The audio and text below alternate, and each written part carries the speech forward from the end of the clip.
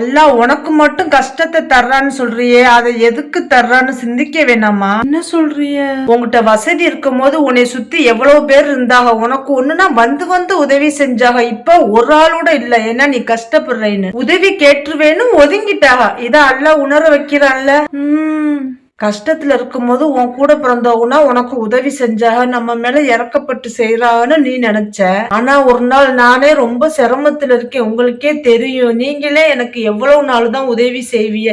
பெத்தவங்களை நீங்களும் கொஞ்ச நாளைக்கு வச்சு பார்த்து அந்த நன்மையும் பெருங்கன்னு நீ சொன்ன அவகிட்ட. அப்ப உன் சுயரூபத்தை எல்லாம் காமிச்சானா இல்லையா? எல்லா கஷ்டத்தையும் பொறுத்து போகும்போது நீ நல்லவளா தெரிஞ்ச, உண்மையை உறக்க சொல்லும் போது நீ பொல்லாதவளா தெரியுற. ஆமாக்கா. அதுக்காக நம்மளும் சுயநலமா மாறக்கூடாது. நம் சோதனையில் அனைத்து சுயநலத்தையும் அல்லாஹ் நமக்கு விளங்க வைப்பான். சோதனை எந்த அளவுக்கு கடினமா இருக்குமோ அதற்குரிய கூலியும் அதிகமாக இருக்கும்.